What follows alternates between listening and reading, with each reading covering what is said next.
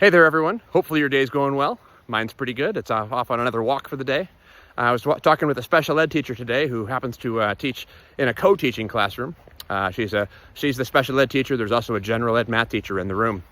And we were talking about things that are going well, things that could be going a little better as we're doing that in the classroom. And she was talking about how she really likes how the turn and talks are keeping the students engaged. And she's been trying that out and it's felt really good. Students are way more engaged in this middle school environment than they ever were before turn and talks. However, she then mentioned sometimes the turn and talks and then the consolidation of those turn and talks when we share out as a whole class take too long in class, and there's not enough time to get through as much content as they used to.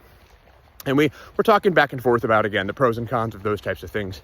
And one of the ideas that I asked her, I said, hey, I'm wondering in your classroom, when you're doing the turn and talks, when one of you asks the question of your classroom, and you say, okay, let's look at the number line and let's look at this fraction here, and why is this fraction in blue, and why is there an arrow over there, or whatever the particular question is in a turn and talk, and the students are talking and they're engaged, maybe they're doing work on a whiteboard. When that happens, and when you walk around, what do you notice? And she said, what do you mean? I said, well, when you're walking around and you're looking at student work, are the students generally getting it, or are they very confused? Are they on task? Are they off task? And she mentioned to me that the students are almost always on task now. They love these turn and talks, and it's really good. And much of the time, they're actually pretty much right on. Most of the students actually have the right answers, or at least really close to the right answers, and are engaged and actually are showing their understanding of the content. And I said, okay, so when we're thinking about that, I want you to think of a particular classroom and think of a particular setting and say, like the last turn and talk you did, how many students would you say pretty much got it versus how many students seem to be a little confused? And she sat and thought about it for a minute. She said, well, I think that maybe like most students got it, but there was one group of like 3 students who were a little bit confused, still didn't quite have that. So we talked about it back and forth and said, well, wait a minute. If pretty much every student got it, pretty much every student's engaged, and just by the turn and talk, you can walk around and see that most students understand it. Sometimes it might be okay to not actually review it as a whole class, to not consolidate the whole thing. If you walk around and see pretty much everyone has it, maybe you don't need to use your time in class to go ahead and review that as a whole class.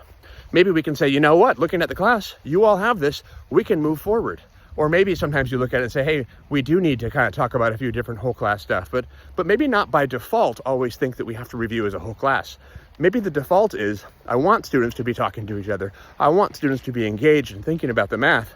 And if I notice as they're engaged in the math, and if the other teacher in the room notices they're engaged in the math and notice they're generally right, that's a great formative assessment to use to say, you know what, we can move forward.